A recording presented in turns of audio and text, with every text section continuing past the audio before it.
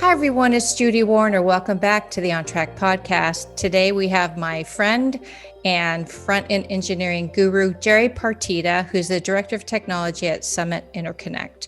We're going to talk about 3 IPC rules that you should absolutely know, keep, and then sometimes break. And he'll tell you how to do that and why it's important. So lean in, enjoy. I'll see you on the other side. Welcome to Altium's OnTrack podcast, where we talk to leaders about PCB design, tackling subjects ranging from schematic capture all the way to the manufacturing floor. I'm your host, Judy Warner. Please listen in every week and subscribe on iTunes, Stitcher, and all your favorite podcast apps. And be sure to check out the show notes at altium.com/podcast, where you can find great resources and multiple ways to connect with us on social media. Well, hey, Garry, thanks so much for joining us again here on the OnTrack podcast. Thank you, Judy, for having Summit on and sharing what we know from the fabricator's point of view and the data we receive from our customers and helping them to understand what are some of the IPC items to know. Yeah. So I know you just did a talk at IPC Apex. And whenever I want to know something about design for manufacturing, you're my first call. So let's talk about IPC standards, specifically ones that are critical for design engineer and why knowing them is so important. So the design guidelines for designers, which are the documents that are like 2221, is a 2220 series. So 2221, 2222 for rigid, 2223 for rigid flex, and what's being worked on right now is the first time 2228, which is for high-speed RF design and digital, is the rules that will help you have a successful build and understanding what is allowed, what classes they are, in order to get a good result on the board build. But there's sometimes not every condition is known, and when those conditions come up, it's one of our first topics. Yeah, so that's when you get Gerbers and then you start calling people back and the job gets delayed. So about 60 to 70% of designs have a question that comes up that we don't have clarification on what to do. It wasn't stated, and we need to understand what are the expectations on the finished board. And that's when there's actually a term that's used within IPC, and it's a 5-letter acronym. It's AABUS, which stands for as agreed upon between user and supplier, where the designer is the user and the fabricator is the supplier. And so when there's conditions that arise that are not clearly defined in 2221 or 2222, or within the performance specs, which are like IPC 6012 or 6013, we need to state an acceptable condition that I, as a supplier, have to meet, and what your expectations on the finished board. And so this is called ABUS. So you ever hear somebody goes, hey, we need an ABUS condition, this is what we're talking about. It's not clearly defined, or you've written something that conflicts with the standards, and we need a ruling to make sure that we build what your expectations are. You know, that's something I've heard from other board suppliers in the past, that there are many times that there'll be conflicting callouts in the drawing where what they're asking for actually conflicts with the standard. Is this the kind of situation you're talking about? Yeah, there's times where that occurs, where somebody says, I want a class 3 board, and then they'll state something that's actually class 2. And it's like, well, which one do you want us to follow? I see. Do you want us to overrule the class 3 and follow the class 2, or maintain the class 3 and not the class 2? And then even sometimes in a customer spec, they will write both conditions in the spec. It's like, okay, you have both conditions in there. Which one am I supposed to comply to? Right. So I have a really good example of an ABUS condition. And, okay, let's hear it. And so in the performance spec, IPC 6012, which means what the board has to be finished and meet, there's a section called, in section 3.3.1, called edges.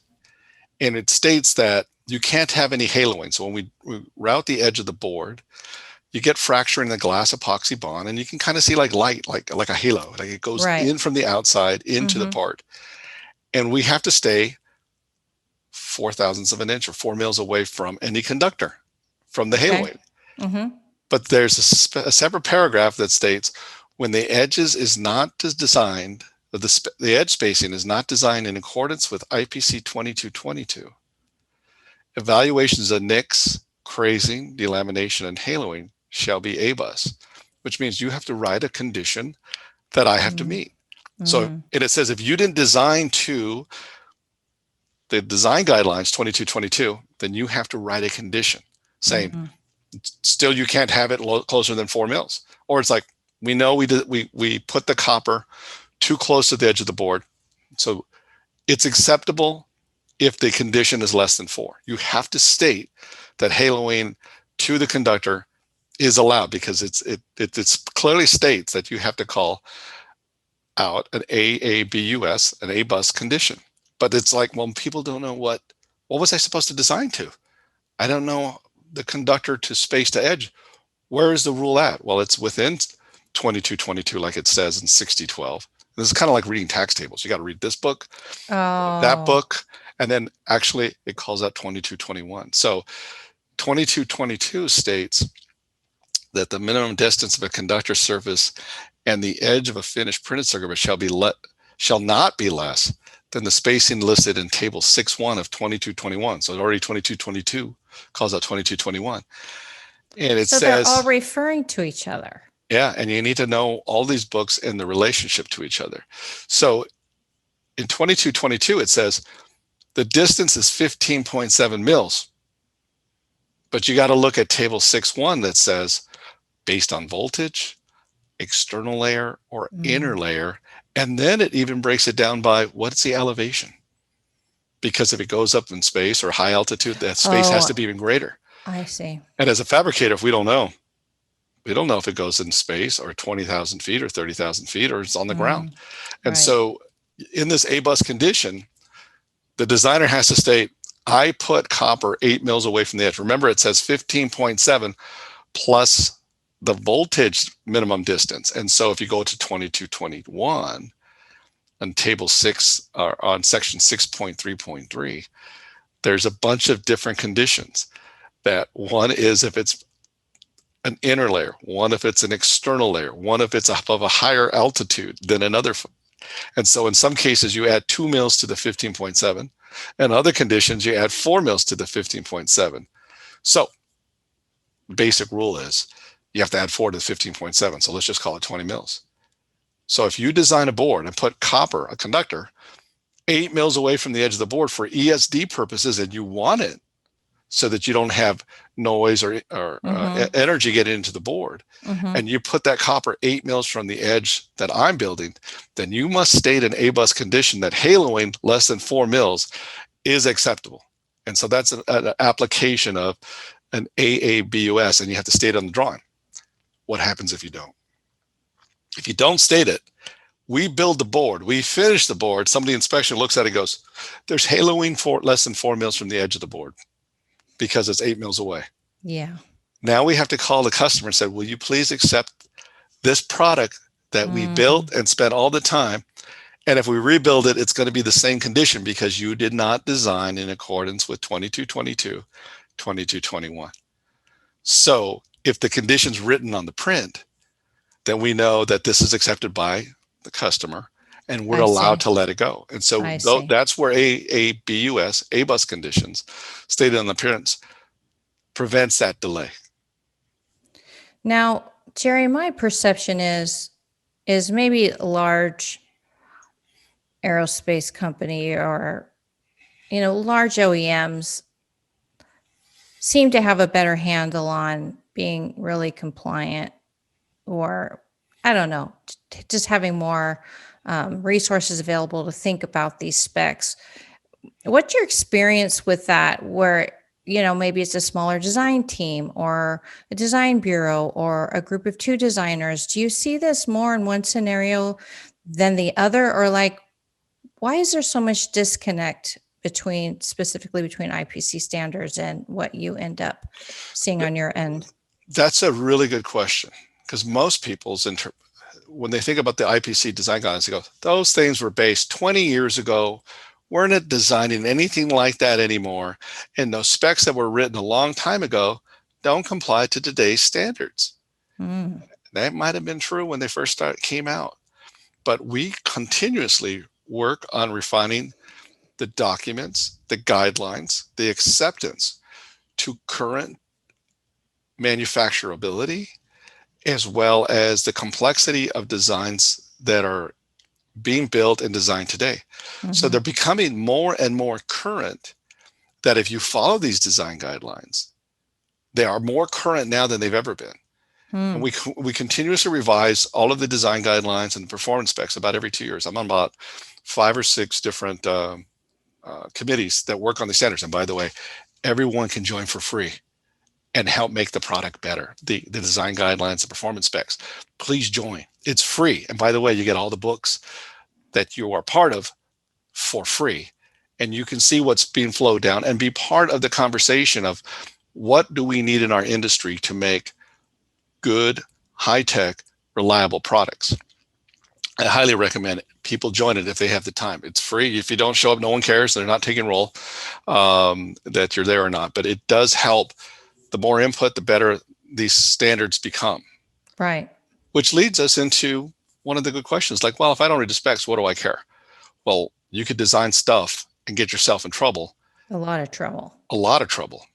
So, for example, a lot of people, if you look at your car dashboard and you look at how the speed, it goes from 0 to 120. The oil can go to, like, let's say 200% what it should.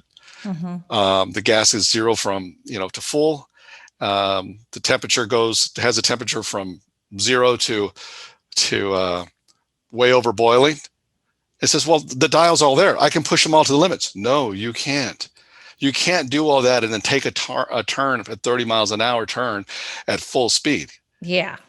Just because the dials say you can do it doesn't mean you should be employing them all, because you're going to burn up the engine or you're going to crash. Right. And this is a lot of times what happens in designs. Well, I can do this. You can, but it's not going to be a high yielding product or a high reliability product, because you put in too many difficult things into the design to be manufacturable or to be reliable in whatever it's supposed to perform in, whether it's space, mission critical, where lives are on the line. You can't push the envelope and expect it to be safe out in the field. You got to consider the reliability in it. So our next subject, I think, the non-functional pads. Yes. So I remember last time I think it was your list of 10 things, or the data you actually, I'll share it in the show notes below, the data you give me and what I actually do with it, which is like one of my favorite. And you talked then about removing non-functional pads, right? So right. Dig into that one. So when we remove non-functional pads, your design's done. That's fine. That's not really what I'm talking about today. Okay. What I'm talking about is people said, listen, I have to route a lot of conductors on this inner layer. And if I have all the pads in as I'm routing, the auto router has a harder time calculating the minimum distance and trying to get tracks between vias. Yep. So if I remove all the non-functional pads and then turn the auto router on, it'll get done much faster.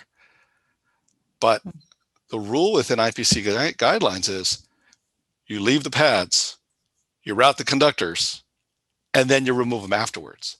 Oh, interesting. It's an actual rule, and I'll read it to you. Internal land should not be removed to make enough room, and it's in quotes, to make enough room to route a circuit between holes. To help maintain internal minimum spacing, circuit routing should always be performed with all the lands in place on all the layers for each hole. After all the circuits have been routed, non-functional pads may be removed. Now, nobody knows. A lot of people don't know there's a rule for that. There is a rule. Why is that rule there? Because we have a pad. Yeah. We have a drill in it. Yeah. Whether the pad's there or not, our drill wander, our layer movement is still the same. I see. The distance between a drill that's done at a different time and a conductor that's imaged and laminated at a different time, they're two different zeros. They're independent of each other. And if you have a pad and a 5 mil annular ring and allowing tangency, what you've signed up for is that drill can be in any direction 5 mils. I see. And so that 5 mils belongs to me. And So then it's giving you, it's almost like giving you a safety net, it's a safety distance. Safety distance. And between if there's a pad and a trace, you have a minimum distance so it doesn't short. Good. We still need that same distance if the drill's right at that at the tangency of that. That distance is still required. And so the rule is that space plus the minimum space required for worst case condition, you have to add per that table 6.1 and 22.21, 2 mils. Now here's a couple of other things that reduce it. You do etch back and remove material, it's even closer. And if you got wicking that can go 2 mils, that's even closer. You have to add back etch back, wicking, the worst direction a drill can go. And when you add all that stuff up, they probably shouldn't be under 8. Just for the record, I build boards with 5.25 drill to copper for certain types of design, but not mission critical. Not when lives are on the line, not for 3 or 4 lamination cycles. You can do it on the first lam cycle, but when you do multiple ones, you can't do drill to copper at 5.25. You're going to get a short and it's going to fail in the field. So most people don't, and I see this all the time in designs. They'll go in there, remove the non-functional pads and route the traces. You can tell because you see a trace shade the drilled location and stays away from a pad. And it's like, we're going to have bad yields.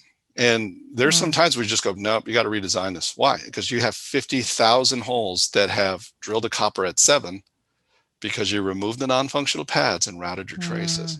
Well, it's the same spacing. No, the space between two conductors, if the layer shifts, conductors move together. Between a pad and a conductor, on that layer, they move together. A drill and a layer are independent of each other, and they're done at 2 different times. And you've got to take those into consideration.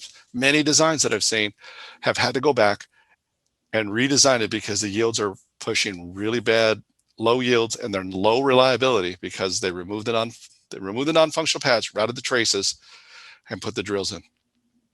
And interesting. That's not what I thought you were going to talk about. So this is like, this is why I call you, Jerry, when I want to know stuff. And that's for a via. So if you tell us a 10 mil drill, we drill with a 10 mil drill. Right. You have a component hole that you want an 18 mil finished hole. We don't drill 18. If it's ENIG finish, we're drilling 22. So you've lost 2 more additional annular rings from your design for us to finish at your hole size. So we drill bigger to finish at the right hole size. Right. And so typically for an immersion finish, we drill 4 over your stated finish hole size. If it's hassle or tin lead reflow, it's 5 or 6 over your finish hole size. And so you lose real estate. It's like an extra 2 mils are lost in the spacing. And so when you remove those non-functional pads around them, it's even worse. And so usually what happens, I point out, goes, what does it say that? It goes right here, section 10.1.3. You're supposed to route, then remove the non-functional pads. And so, it's a common, and especially folks that do they do contracting for running the designs. The more designs they do, the more money they make. To speed up the design process, remove the non-functional pads, route them, done quickly. And then the end user who paid for the contract for the design ends up having a board fabricator saying, I got low yields, you need to go back and redesign it because you removed the non-functional pads and routed the traces too close. And it's kind of a shocker for some of you. I know. It's like, that's my real estate. And I oftentimes feel like I want to be Clint Eastwood in Gran Torino. Stay off of my lawn. Because that space belongs to us, the fabricators, so that we can produce the yields for your design. Well, that's an interesting one. Okay. Number 3, watch for 3.5 mil minimum dielectric rule on IPC 2221. There's a workaround. So there's in 60. And so in the performance spec 6012, if you give us a drawing and we build a board and nothing is stated about a minimum dielectric anywhere in the documentation, the rule in effect is the minimum dielectric that we're allowed to deliver on a printed circuit board is 3.5 mils. If we violate 3.5 mils, we are in violation of the 6012 because we went below 3.5. If you don't state any dielectric anywhere, you don't state minimum anywhere, that rule is automatically in effect. Mm. If you call out a 3.5 mil dielectric, 3.5, then we're allowed to go down to 1 mil. If you say 3, we're allowed to go down to 1 mil. If you say 2, we're allowed to go to 1 mil. But Oh. only if you state this dielectric opening is 3.5 or less, then we're allowed to go down to 1 mil. But many designs have a dielectric call out of 4. Mm-hmm. We have a tolerance window. When we buy a 4-core, they can ship us a 4-core that's 3.5 to 4.5 thick. Yeah. And that is a 4-core. I can't send it back. You Yep. ordered a 4-core, it's plus or minus a 0.5 mil. Yep. It's yours. Well, that's our tolerance window for the stated minimum dielectric. If unstated, the rule is 3.5. But when we add prepreg to bond cores together, Yep. that can vary on how it squeezes out. Mm-hmm. And so if you call out a print of a targeted 4 mil dielectric, we as a rule in our company will say, please state on your drawing that a 3 mil minimum dielectric is allowed. Mm-hmm. Think, well, I've never stated anything before. I realize that, but we could be 0.6 under 4 mils easily, occasionally, not always, but occasionally on some layer in the stack up, we could violate 3.5. And if it's so, if we violate it, it's non-conforming and it's a rejectable board. Mm-hmm. So we ask for our customers to always provide us at least a -1 in the tolerance for a stated dielectric. So if you have a 6 mil dielectric, the 3.5's effect, that's fine. But if you have a 4 mil dielectric, we're going to want you to state that 3 minimum is allowed in your, this is an A-bus condition. You have to state it as agreed upon between you and us, the supplier, so that we know that we can safely build the boards and be compliant. It's perfectly going to function at 3.3. It's fine. Or 3, it's fine. But you got to state it because you have to understand that's what you've designed. So if you have a board that's 20 layers and it's 093, chances are the dielectrics are going to be under 4. Right. And if you don't state it anywhere in the drawing, technically we're supposed to ask you to put it in the drawing to allow a lower dielectric because you didn't state anything and you got too many layers and too for the thickness of the board. And so there's actually a new caution that's actually been added to 22222 because this condition comes up. And when I bring it up to customers, like, well, no one's ever told me that before. I go, I know, it's kind of new. Okay, specifications of a rigid, thin core materials, for example, 4 mils or less, may require special order material to ensure conformance to the minimum dielectric, or alternately, and this is what I'm advocating, a reduction of the minimum dielectric thickness below the default. For minimum dielectrics below 3.5, IPC allows you to go to 1. So we've had that. I've done that with customers, and they're like, no one's ever brought this up before. You never brought it up before. I go, yeah, but you've never been sitting there with a handful, with many dollars worth of boards in a customer's hand saying, I'm going to reject them because you violated 3.5. Yeah. And then you explain to them, you targeted 4. I can't do anything but this. So you're going to have to add a note in there. And we should have told them up front. So that's what we're doing now. When our customers are targeting a dielectric less than 4 or less than 3, 4.5, and they state nothing, we're asking them, please add this note to your drawing or approve the stack up with this minimum dielectric note on the stack up approval. And then we have a record of it. Well, it seems to me that all these rules, it's about communicating design intent to your fabrication partner, or on your drawing that may go through an EMS to your fabrication partner, however that works out. It seems like there's this disconnect in knowing these things, and you always teach me about them, and I'm like, why, Jerry? I don't understand the dynamic that puts this, which is really introducing pain, which personally I'm against for design engineers. So what's going on here and how do we stop it? So the IPC is on a big kick for education to make sure people understand these standards and follow them. And like I said earlier, I think some of the earlier versions of the standard were a little bit out of date with what we're building. Yep. And we're constantly refining them. And sometimes they hold us fabricators our feet to the fire of like, man, that's really hard to do. This is what they're building, so this is going to be in there. And there's other things that they've done to make it easier for us to manufacture and to make it acceptable. So I think the documents are getting very current to what is needed. And if you're outside those guidelines, you probably want to talk to a manufacturer. It says I shouldn't do this, but I need to do this. And like, yeah, that's a lower yield. And if a fabricator's on a game, I go, is this mission critical or lives on the line? Or you go, no, this is just this. I'm like, well, if that fails, it's not the end of the world. Or it's a bench tech evaluation. Okay, if it fails, it's just going to fail on a bench tech. It's not going to fail in somebody's where life or in the hands or operating a car. It's like, okay, right. I can understand the risk, and to get the product development cycle down, it's worth doing some risk and building that way, because you can cut down the manufacturing circuit board from weeks to days if you take a more aggressive approach, but know the trade-offs. And so I highly recommend everybody look and read 2221, and then if you're rigid, 2222, rigid flex 2223, and then the near future 2228 for RF and high speed digital. These things will help guide you. And if it's like, I need to build a board that doesn't comply with this, but now talk to a manufacturer, a board fabricator, and say, I want to be outside of these rules. What are the trade-offs? And we might ask, well, what kind of board are you building? Do you have is it a blind via on a plated layer or a signal layer? Well, it's a signal layer. Could you move it to a plane layer? Because we can manufacture plane layers with super high yields and ease. But if you put a critical impedance layer on a plated layer, we get variation when we plate.